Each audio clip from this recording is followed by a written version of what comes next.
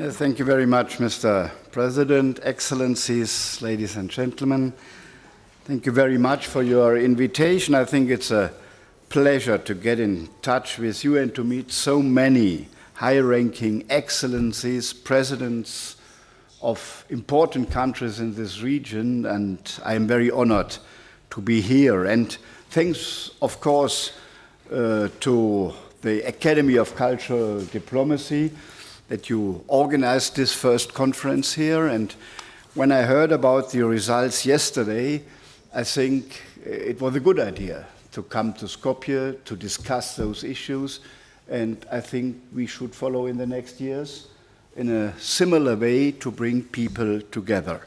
Many important issues were discussed at the Skopje Cultural Diplomacy Forum yesterday. The meetings dealt with multilateralism, the impact of culture for a better understanding between countries, the future of Europe, and role that the Western Balkans should play.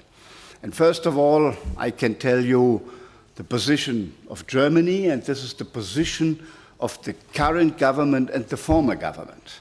We have now a government with Social Democrats, Greens, and Liberals. We had before the government of Angela Merkel with Social Democrats and Christian Democrats, but all parties say our goal is to include the Western Balkan countries into the European family. There's no debate between the parties. Everybody support the process, and we want that these countries will be members of the European Union, and with it too, of course, North Macedonia. But if you think about the last 20 years, there is a lot of problems which are not normal in accession processes. We had, first of all, 6 member states in the European Union, then 9, then 12, then 15. And after 89, 90, after the reunification of Europe, we had new member states from Middle and Eastern Europe in a perspective of 10, 12 years. So it was decided in 1990, 1991 to open the European Union for Poland, for Hungary, for Czech Republic, for Slovakia, and around 2004 they became members. This was nearly 10, 12 years. Now we are discussing about the Balkans since 20 years, more than 20 years. And if you see the different countries, the process of integration is very different. While Serbia has opened the accession talks since a couple of years, for example, Albania has started the negotiations last year. North Macedonia has been a candidate for European Union's membership since 2005. 2 years we have the 20th anniversary of being candidate. And in 2009, the European Commission agreed to start the negotiations process, but due to identify related demands so far, it hasn't happened. In 2006, Bosnia and Herzegovina applied to be a member of the European Union. It has become a candidate since last year. Montenegro has been a candidate for the European Union since 2010, and until now, only 3 of 33 negotiation capitals were closed. In summary, the process of European enlargement towards the Western Balkan states has stagnated. And when we hear today debates about Ukraine becoming a member state, I think this is not a fair process. This is, of course, a signal to Ukraine in this moment of the war to say the door is open to the European Union, but everybody who expects that Ukraine could shortly be member of the European Union doesn't understand the European processes. And before Ukraine is member of the European Union, I think Western Balkan states has to be member of the European Union.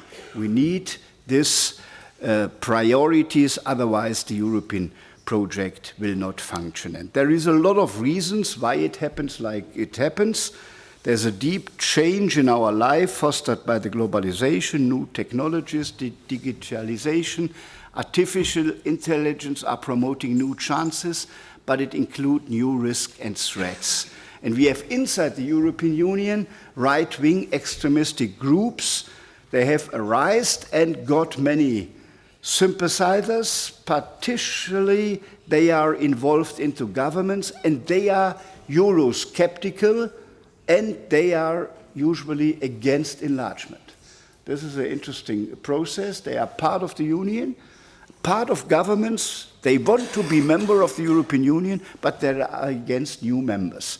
And therefore, we have to convince a lot of people for this enlargement process. And Europe had, of course, in the last years, a lot of other issues, the corona pandemic, the global powers who are increasing, like China and Southeast Asia. There are reasons why we are talking about a pulley crisis for Europe. It includes also Russia's renewed imperial ambitions. It brought the war back again to Europe. But this is not an argument not to go ahead with the accession process of Western Balkan. And after the Russian war against Ukraine, the German Chancellor Olaf Scholz said the German word Zeitenwende. This means, in other words, a turning point in international politics. I think this is a very German perspective to say Zeitenwende and turning point in international politics, because this region had a lot of turning points in the last 30 years. There was, first of all, the turning point of the end of the Yugoslavian state, the collapse of the Yugoslavian state. Then you had a war in this region. And when people say the war is back in Europe, in Ukraine, no, the war was back in the 19th on the Balkans. This was a war inside Europe, and therefore we have to think this word Zeitenwende, this turning point, not only from the German perspective, but as well from the Balkan perspective. And you know, Francis Fukuyama, this American writer, wrote after 1990, this is the end of history.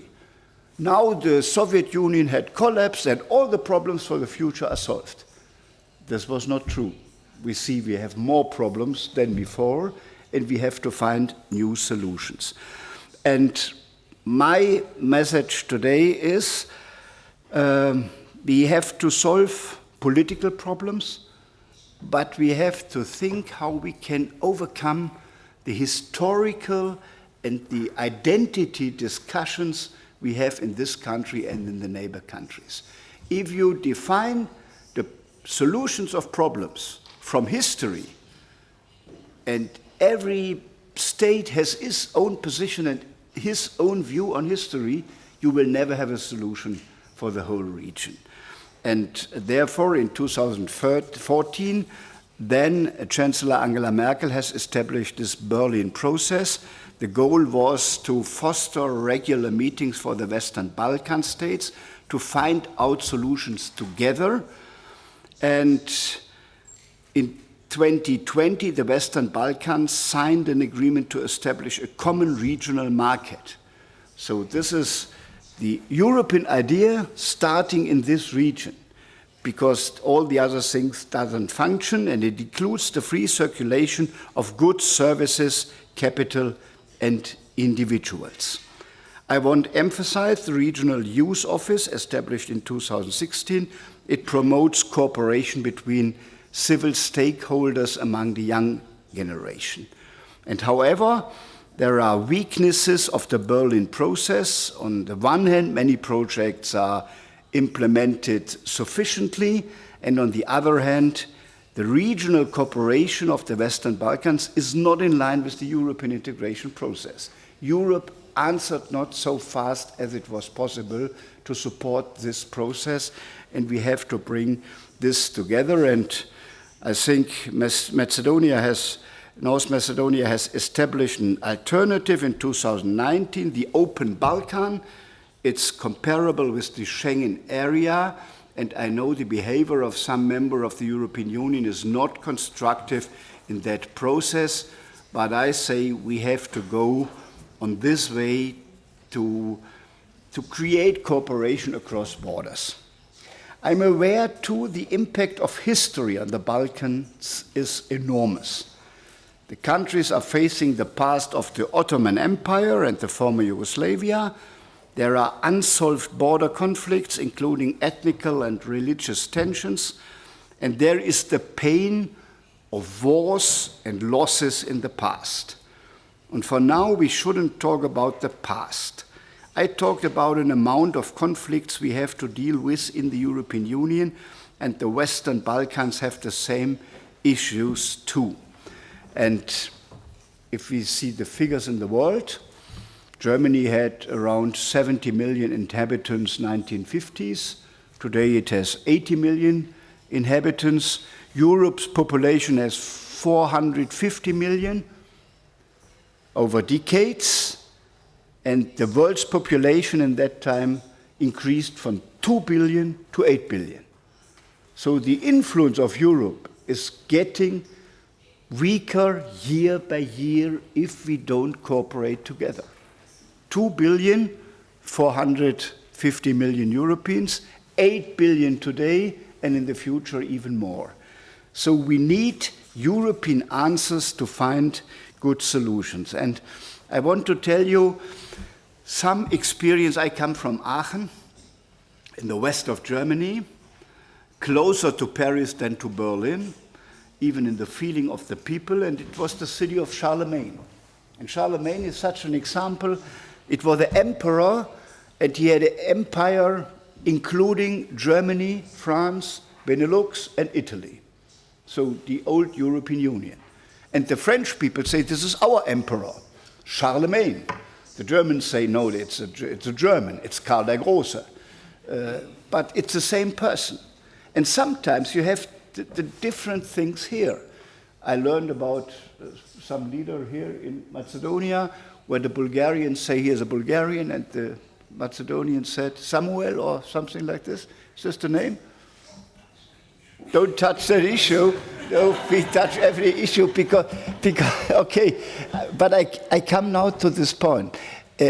You have different positions of history in the people, not in the heads of states. They know we need pragmatic solutions, but populists and others use history to bring conflicts into the thing. And the German-French history was for centuries a history of war and of hate. And people learned in the school, and therefore I touch it in the German-French solution, was perceived as naturally given, hereditary enemies. So the pupils learned in the school, the Frenchman is the enemy by birth, by genes. You can't change it by politics. It's in the genes that we have to fight each other every 30, 50, 40 years. And the first, and now remember, the first German unity started in 1871.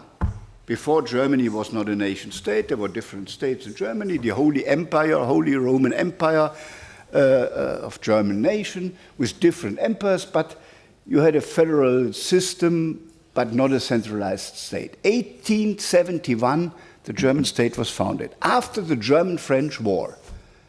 And it was founded not in Germany, but in Versailles, in the castle of Louis XIV, the Proud of France. This was the place to found the German state. So from the very first day, the biggest humiliation you can imagine to found a state on a foreign territory was there. And the French people lost the war. They lost Alsace-Lorraine, Elsass-Lothringen, but they said, don't talk about it, always think about it. This was the measure. So don't touch the issue. They said, don't touch the issue, now we lost, but we have the possibility. Once we will be strong and we'll take it back. This was the feeling for 40 years. And then the First World War started, 1914. French thought nobody wanted this war, you remember, the attack in Sarajevo, and nobody wanted this war. And at the end, Russian Austria, Germany, France were in a world war. Not wanted the war, but everybody said, okay, if the war is there, we use the opportunity to change history. And then Germany lost this war and had to surrender in a railway wagon in the forest of Compiègne. And then the treaty was made in Versailles. They went back to Versailles, made the Treaty of Versailles, and this treaty were, in the feeling of the German people, so injustice that the young democracy of Germany, 1918, was always defending this treaty, and 12 years later, Hitler came to power, and you had the same problem, the same process, the same revenge we saw before. And then Hitler went into France, 1940, took this old railway wagon from a museum in south of France, brought it to the forest of Compiègne, and then the French had again to surrender 1940. In the same wagon, history came back. And in between, millions of dead people between the two countries, and the whole world, and whole Europe, and Soviet Union. 60 million people after the Second World War. And now, 5 years after the war, 5 years, not longer, the politicians decided we will stop this circle of war. And Robert Schuman proposed the agreement of coal and steel to say those industries who always led to war, coal and steel, for production of weapons, we take them out of the national control and bring them to a European level, the Montan Union, where French and Germans decide together about coal and steel at that time. This was a historical sensation because all the French people had in mind the millions of deaths, the murdered Jews, all the things who happened just 5 years ago. But they made this big step to say, now we start a new chapter. We don't forget about it, but we start a new chapter in remembrance that this shouldn't be happen again. And this was open to other member states. Belgium, Netherlands, Luxembourg, Italy followed. So this was the core of the European Union, this Montan Union with coal and steel. And then they cooperated on the economy, the Treaty of Rome, the cooperation in other issues, and for Helmut Kohl it was always the final stone in the project, the common currency. If you have a common currency, you can't go into war against each other, because to go into war you need money, and this was in the nation state's competence, and the idea of the European common currency was not an economical question. It's today an economical question to be strong against the dollar and other currencies in the world. And the BRIC states now think about a new currency against the dollar. But this is one aspect of the common currency. But the main aspect was to have a common currency so that war in Europe between member states of this currency is not possible any longer. So this is the story. And I think we can learn from this process that if you discuss about historical issues, don't touch it, Mr. Stoyanov told me, yes, but they are there. But you have to bring to the people the broader view. We all are winners if we overcome this historical question. And we discussed with the former president just 1 hour ago about the question, if we have globalization, do we need nation states? And my position was learning all of this. For the big challenges in the world, the nation state alone is too small. Every nation state is too small. To fight climate change, you can't fight it in 150 states because you need common solutions. In COVID, we learned we have to fight it across borders. It's not possible for one state to solve alone the COVID problem.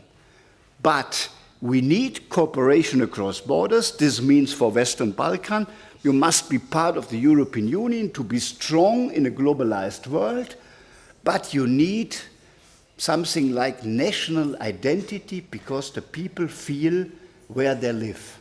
They have a regional feeling. They have a tradition and history in their field.